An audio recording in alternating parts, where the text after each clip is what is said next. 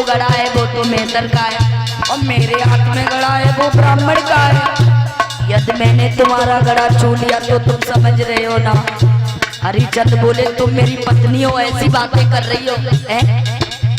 रानी तारा बोली धर्म के कार्य में पत्नी इतनी को कुछ नहीं देखा जाता। जब धर्म की बात आती है क्योंकि हरिचंद बोले तारा ये क्या कह रही हो?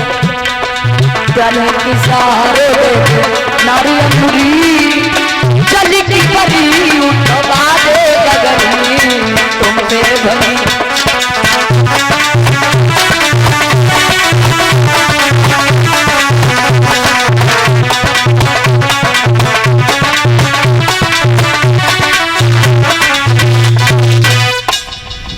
हरिचंद बोले तारा मेरे घड़े में हाथ लगा दो। रानी तारा बोली मुझे माफ करो, यदि मैंने तुम्हारा घड़ा छुआ तो दुनिया वाले लोग बड़े ताने मारेंगे और दूसरी बात यह है मेरा धर्म नष्ट हो जाएगा, इसलिए मैं घड़ा में हाथ नहीं लगा सकती हूँ। एक उपाय बता रहे, गर्दन तक जल में घुस जाओ और जैसे ही गर्दन तक पानी आए आराम से घड़ा उठा लेना। हरिचंद बोले जा रानी तारा अब ये घड़ा तुझ पर नहीं उठवाएंगे, हम खुद ही उठा लेंगे। रानी तारा तो परीक्षित जी चली गई। हरिचंद ने वो घड़ा तो उठा लिया लेकिन कालू मेहतर के दरवाजे पर घड़ा फूट गया। कालू मेहतर कहने लगा हरिया इतने घड़े अगर फोड़ेगा तो कहां से आएंगे इतने घड़े, क्या भोजन नहीं करता? दुकानदार के पास में जाकर के देखा हरिचंद ने परीक्षित जी 26 दिन भोजन नहीं किया। कालू मेहतर कहने लगा बारी हरिया तूने ऐसे ही मेरी सेवा की, जा अब मैं तेरा धर्म नष्ट नहीं करूंगा। ये लाठी ले और मरघट की रखवारी करना, बिना करके कोई भी लैस नहीं जलनी चाहिए। हरिचंद मरघट की रखवारी करने लगे। एक दिन इधर पूर्णमासी का दिन था तो रानी तारा से पंडित जी बोले बेटिया अपने बच्चे से कह दो फूल से फूल तोड़ लाए। तो रानी तारा ने रोहित को गोद में लिया और कहा जाओ मेरे लाल फूल तोड़ करके ले आओ। तो छोटे से रोहित अपनी माँ की बातों में चले हैं कैसे कि मात की बातन में ओले डलिया तन में कुंवरी चलो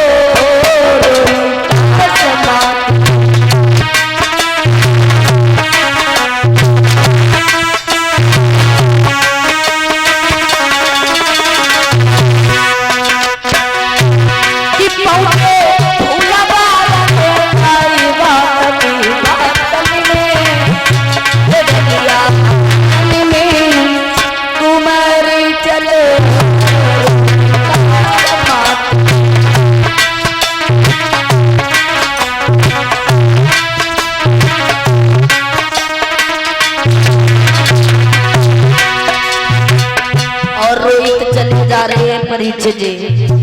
विश्वामित्र ने पीछा नहीं छोड़ा, एक छोटे से सर्प का रूप बनाया, बड़े से फूल में छिप गए। रोहित वहां पहुंचे, फूल खिला हुआ तभी सिर छिपा हुआ लीनो रंगली में खाए पात की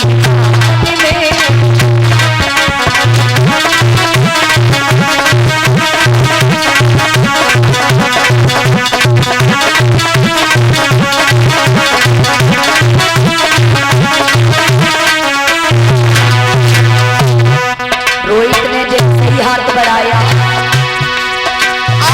फूल तो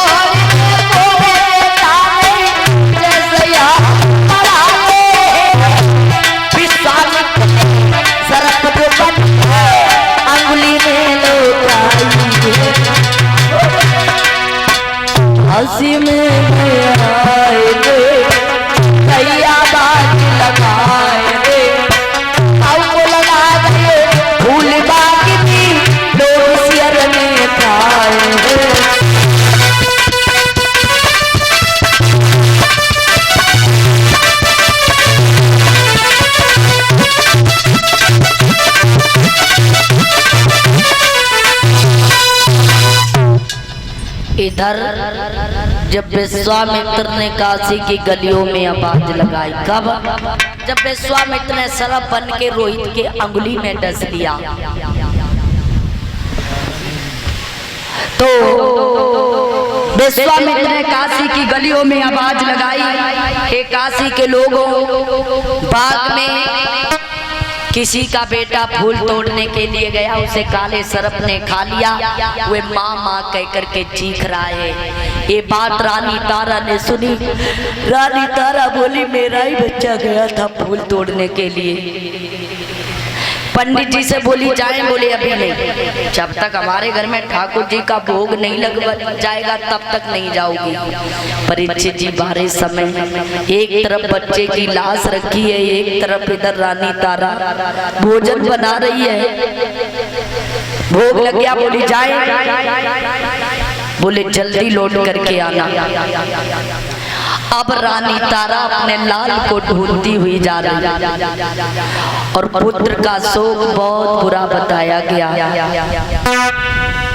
माँ अपने बच्चे को ढूंढती हुई जा रही, मेरे लाल कि बिछुड़ो मेरे लाल मिले कैसे।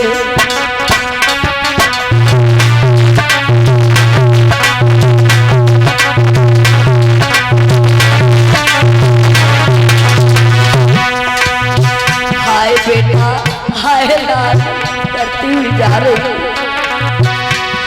बिछुड़े मेरे बेटा मिले कैसे, बिछुड़ो मेरे चैया मिले कैसे।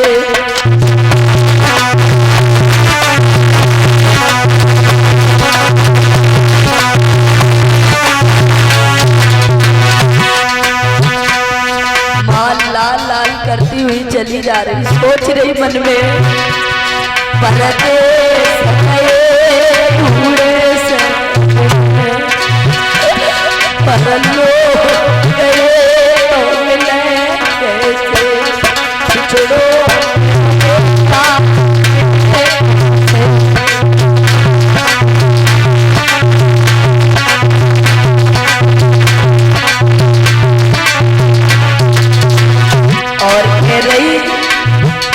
अगर परदेश में चला गया तो एक तीरथ रख लेते, कल आएगा परसों आएगा, लेकिन परलोक में गया है, लौट करके कभी नहीं आएगा। हम पर जो गिरे तो समय बोली, छप्पर जो गिरे परी से, हम पर जो गिरे तो समय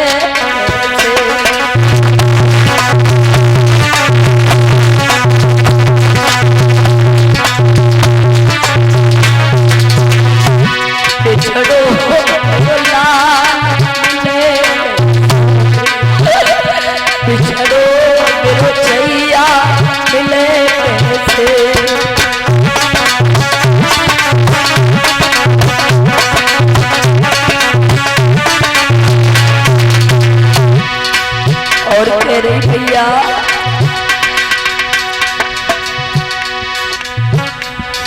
लाल कहाँ गए हो मुझे छोड़ करके मेरे कन्हैया, अब कैसे रहूंगी, यहाँ पर कोई सहारा नहीं है मेरे जीने का।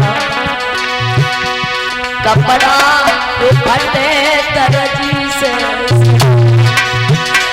हृदय जो फटे तो सिले, बिछड़ो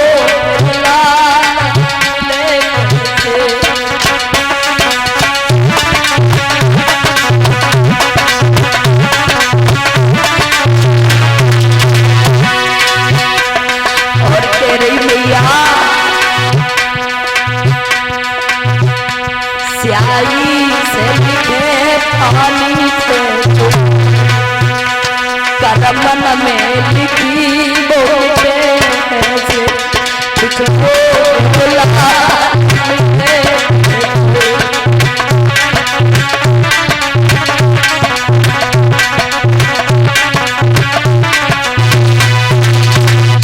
मैया हाय लाल कहाँ हो मेरे चैया, मैं कैसे जीऊंगी तुम्हारे बिना। ऐसा कह के बाग में पहुंची, देखा रोहित बेहोश पड़े हुए हैं। रानी तारा ने रोहित को गोद में ले लिया। अरे मेरे लाल, कहाँ सरप ने खा लिया, मुझे बोल सुना मेरे बेटा, थोड़ा बोल सुना दे। मैया पागल सी हो गई है। रोहित की आंखें खुली। रोहित बोले माँ इतना क्यों रो रही है? जो भी तुझे कहना जल्दी कह ले, मेरे पास ज्यादा वक्त नहीं मैया।